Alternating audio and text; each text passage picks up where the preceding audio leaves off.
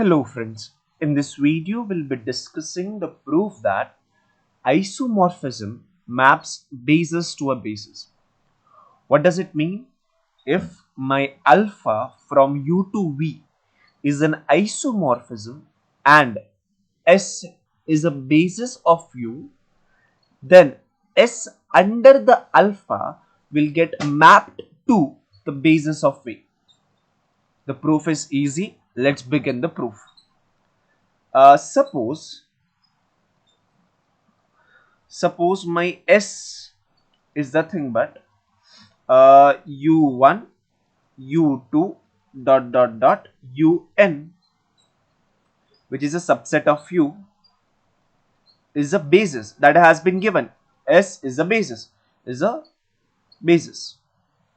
What we want to show that? We want to show that alpha S is a basis. So my claim is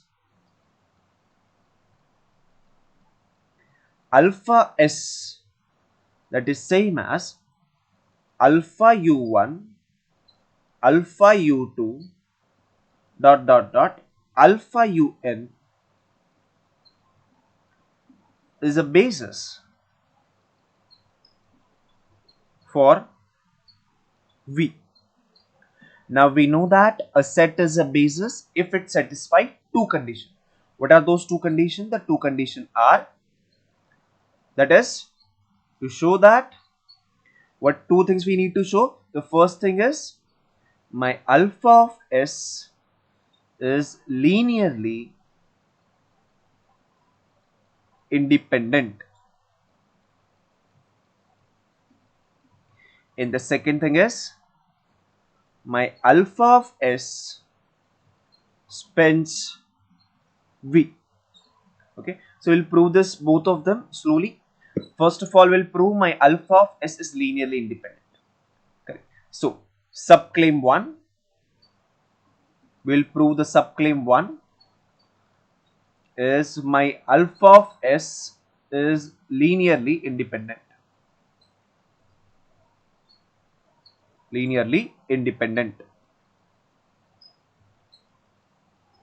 How we can prove this? We can prove it by considering the scalars. Okay, so what I consider the linear combination. Consider the linear combination lambda 1 alpha u1 plus lambda 2 alpha u2 plus dot plus lambda n alpha un. This linear combination I assume to be equal to 0. If it is linearly independent, then I need to show that all of these lambda i's must be equal to 0. Correct? So I need to show that all the lambda I are equal to 0. But over here, we know that this alpha is a linear transformation.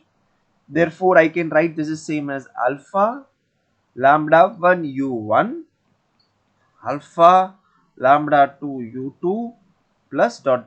What I did, I just took the scalars inside un and that is equal to 0. Now again I can use the property of linearity. This is alpha lambda 1 u1 lambda 2 u2 plus dot plus lambda n un is equal to 0. Now since given that, since my alpha is isomorphism,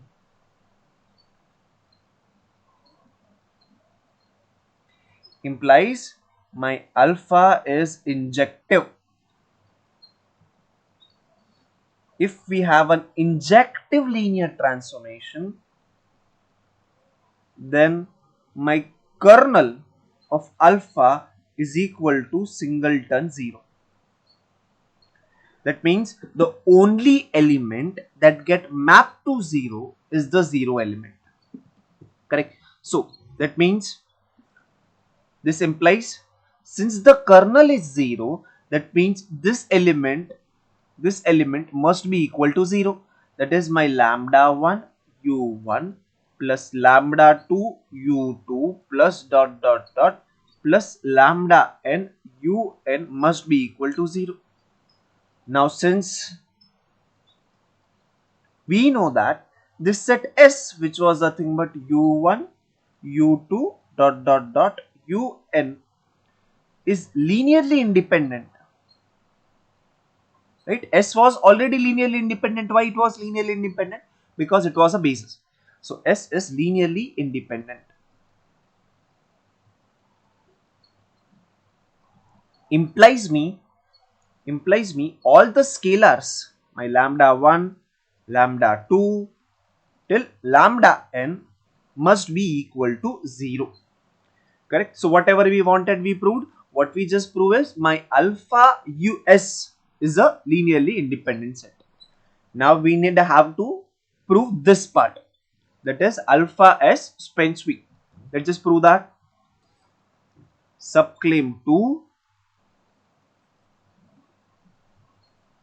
my subclaim 2 is my alpha S spans V. How I can prove it spans V? If every element of V can be written as linear combination of elements of alpha S. Okay. So what I do, I just make it simple. I consider any element for any fixed element x from V. I consider x from V. Now, since my alpha is onto, that is surjective, alpha is surjective, there will exist some y inside U such that my alpha of y would be same as x. Correct? Alpha of y would be same as x. Now what we have, I have this y inside U and my S, which is nothing but U1, U2 dot dot dot UN is basis of U. Therefore, my y can be written as linear combination of this element. Therefore, y is equal to this. Suppose I use the scalars A1, A2, A and UN, where this are nothing but the scalars. Okay. Now I know alpha of U is same as this. Therefore, my alpha of y is same as alpha of this A1, this plus alpha A2 U2 plus dot dot dot plus alpha A and UN. So what I did, I just used the property of linearity. What I did, I just splitted alpha over addition. Therefore, my alpha of y, which is actually x, can be written as A1 alpha U1 plus A2 alpha U2 plus dot dot dot AN alpha UN. Correct. This implies me what? What I did just now. What I did just now is I represented my x as a linear combination of first, second and this element. Implies me x is an element of span of alpha U1, alpha U2 dot dot dot alpha UN. Correct. Also this will implies me what?